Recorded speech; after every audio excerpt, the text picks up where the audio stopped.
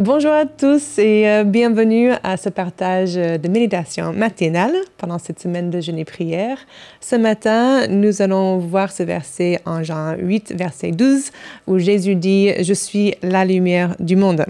Avant tout, c'est essentiel de remarquer qui est Christ.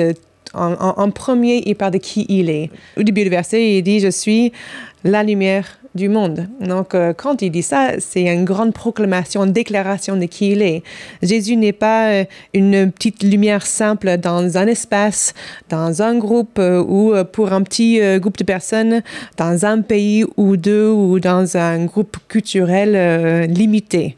Quand il dit « Je suis la lumière du monde », il déclare quelque chose d'assez important. C'est pas une petite lumière discrète, à peine perceptible, mais c'est pour le monde entier. C'est pour tous les hommes, tous les êtres humains. Et c'est très important quand il dit ça sur lui-même. Il déclare qui il est, sa mission, ce qu'il est venu faire. Le thème de la lumière est très commun dans la Bible. Autant dans l'Ancien Testament que dans le Nouveau Testament, dans les évangiles, quand Jésus parle de qui il est et son peuple, le peuple de Dieu. Donc, quand il dit « Je suis la lumière du monde », il entre dans ce langage qui est très commun, qui est parlant pour le but, la mission de ce peuple. Il est venu donner la lumière à tous les êtres humains.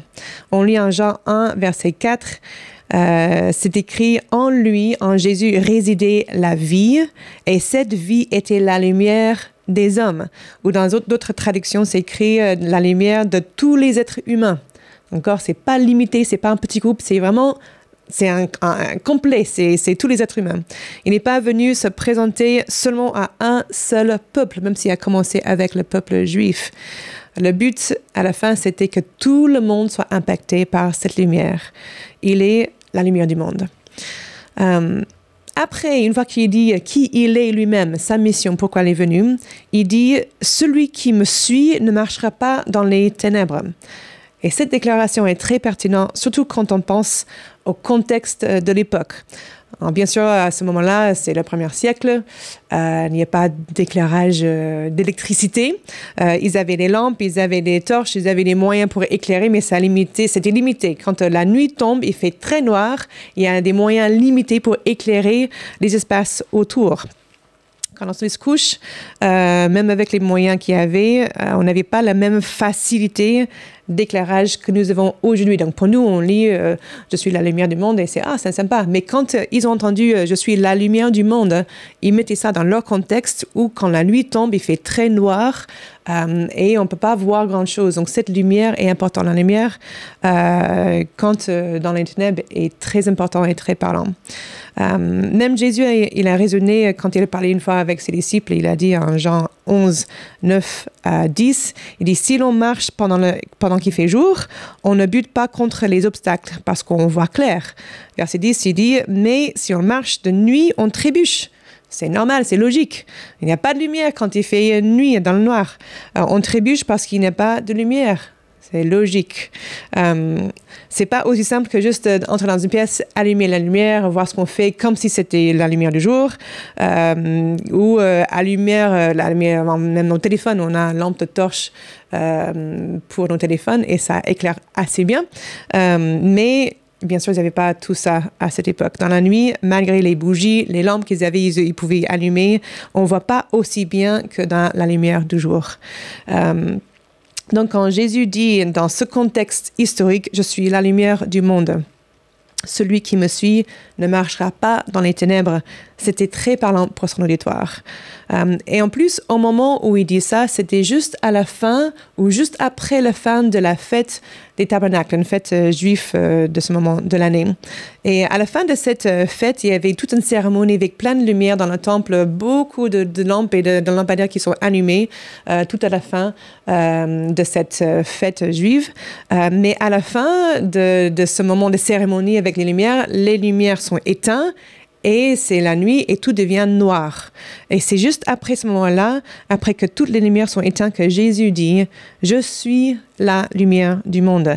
Même quand toutes les autres lumières sont éteintes et tout est noir autour, je suis la lumière, je reste la lumière et j'éclaire. et celui qui me suit ne marchera pas dans les ténèbres, même si tout est noir autour. C'est déjà assez parlant comme ça quand on pense à ce contexte dans lequel Jésus a dit tout ça. Mais après, il va plus loin. Il explique quel type de lumière il est. Il a précisé « Celui qui me suit ne marchera pas dans les ténèbres, mais il aurait au contraire la lumière de la vie. » C'est très important cette précision. Jésus dit clairement que ce n'est pas une simple lumière qui éclaire autour. C'est pas une lumière normale, entre guillemets. C'est la lumière de la vie. Ça donne une profondeur, vraiment une explication, une image à ce type de lumière. En grec, cette phrase, c'est « phos tes zoé ». On va regarder un peu plus ce que ça veut dire en profondeur, lumière de la vie. Le mot lumière fausse, ça parle de tout ce qui émane ou émis ou apporte de la lumière. Ça peut être une lampe, une torche, des anges. Parfois, ils disent les anges avoir une fausse, cette lumière qui émane de la lumière quand ils arrivent. C'est sûrement de ce mot grec que nous avons en français la racine du mot phosphorescent et autres. Fausse, c'est la lumière, quelque chose qui illumine. Le mot zoé, si vous ne connaissez pas, c'est la plénitude de vie. C'est pas juste une vie et une simple existence. C'est pas juste je respire Zoé. J'ai cette plénitude, cette vie qui vient de Dieu. C'est une vie qui, dans son essence, vient de Dieu lui-même. Donc, cette vie est profonde, cette vie Zoé que Dieu nous donne parce que ça vient de lui. C'est une vie qui est destinée à durer jusqu'à dans l'éternité. C'est une vie en abondance, une vie profonde qui vient de sa présence en nous. Donc encore, ce n'est pas une simple existence que nous avons, c'est la vie de Dieu, la Zoé de Dieu qui est en nous, qui est sa vie, qui demeure en nous en toutes circonstances. Cette vie est en nous quand ça va mal, cette vie est en nous quand ça va bien. C'est pas une vie qui monte ou descend selon ce que nous traversons. C'est pas le bonheur non plus, mais c'est cette vie riche, profonde qui vient de sa présence qui est en nous. Jésus n'est pas venu nous donner une existence sur cette terre. Il n'est pas venu nous donner une existence éternelle. Il est venu nous donner une vie qui est connectée à sa vie. Une vie avec un sens, avec une raison d'être qui vient au-delà d'une simple existence sur cette terre. Donc c'est cette vie profonde qui vient de sa vie. Et c'est cette vie-là qui nous donne cette lumière de vie, cette phos tes zoé. Donc, quand Jésus dit « Je suis la lumière du monde », celui qui me suit ne marchera pas dans les ténèbres parce qu'il aura au contraire la lumière de la vie. Il nous dit que puisque il est cette lumière du monde, quand nous marchons avec lui, il nous donne sa lumière à notre vie et nous marchons au bénéfice de cette lumière qui illumine notre vie. Notre vie entière est éclairée par cette lumière de vie. Qu'est-ce que ça veut dire pour nous concrètement?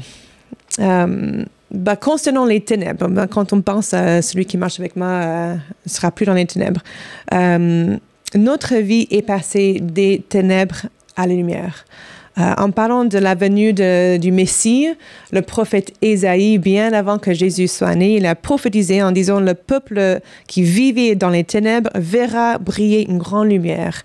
La lumière resplendira sur ceux qui habitaient le pays dominé par d'épaisses ténèbres. » Et plus tard, dans le livre de Matthieu, ce même verset sera utilisé pour dire que Jésus a accompli cette prophétie par sa vie et son ministère. Le peuple qui vivait dans les ténèbres verra briller une grande lumière.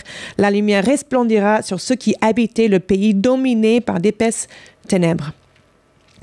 Donc, quand Jésus a accompli cette prophétie, ça montre qu'il avait cette puissance sur les ténèbres pour briser les ténèbres et amener son peuple dans sa lumière. Dieu nous a extirpés des ténèbres. Notre vie est enlevée et sauvée des ténèbres quand il nous a libérés de la mort et du péché en Jésus-Christ. Sa mort et sa résurrection ont détruit la puissance des ténèbres sur nos vies. Et nous avons maintenant cette lumière de vie, sa vie, en nous. Deuxième chose, concernant la lumière de la vie, cette lumière est pleinement la vie de Christ, la vie de Dieu lui-même qui illumine, qui anime notre âme Il est en nous et ça fait partie de notre existence, cette vie riche et abondante en lui parce que sa vie est en nous. Nous avons la vie de Dieu en nous, ce qui nous donne une nouvelle dimension à nos propres vies.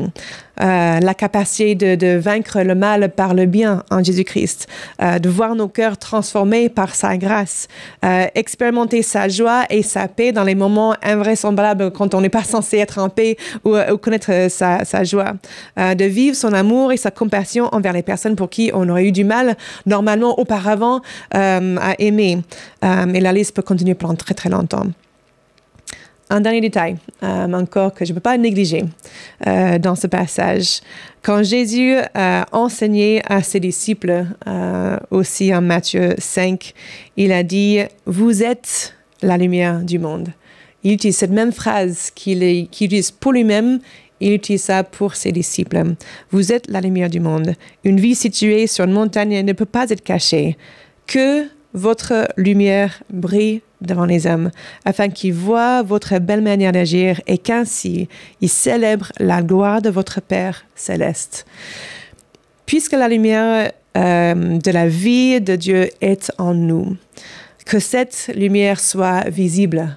Ça ne sert à rien de le cacher. On ne voudrait même pas le cacher. C'est émanant de nous, ça doit être naturel, que ça brille en nous, que ça soit visible, pas pour que les gens nous voient nous et disent « Ah, ouais, c'est quelqu'un vraiment très sympa », pour que les personnes voient Christ en nous, pour qu'ils voient la lumière, la vie de Dieu en nous et qu'ils soient interpellés en ayant ce désir de connaître Dieu parce qu'ils voient quelque chose de différent dans nos vies. C'est cette lumière qui brille parfois, qui est visible, mais c'est aussi parfois dans les actes, l'amour de Christ qui est manifesté dans nos vies, sa compassion, tellement de choses qui sont marquées dans nos vies par cette lumière de la vie de Dieu en nous. Ça ne fait pas de nous des personnes parfaites, bien évidemment, et cette transformation est un processus. Donc, on ne va pas dire que tout va bien et puis c'est parfait une fois qu'on est en Christ. C'est ce travail que lui, il opère en nous. Mais quand sa vie est en nous, cette lumière est en nous, laissons-nous interpeller par cette lumière. Laissons-nous interpeller par cette puissance, cette parole qui nous libère, qui nous montre que sa lumière est en nous, sa vie est en nous en tant qu'enfant de Dieu. Et puis, brillons de manière naturelle, que ça soit simplement naturel dans notre façon d'être, notre façon de faire, que nous puissions briller avec cette lumière de Christ et que cette lumière, par la suite, interpelle les personnes autour de nous, qui voient la lumière de Dieu, la lumière de Christ, cette lumière de vie qui est à nous et qui donne envie aux personnes autour de nous. Soyez bénis, que Dieu vous fortifie dans cette journée, dans cette semaine, et que Dieu nous parle encore par sa parole, par tout de suite des autres passages qui sont partagés dans cette semaine.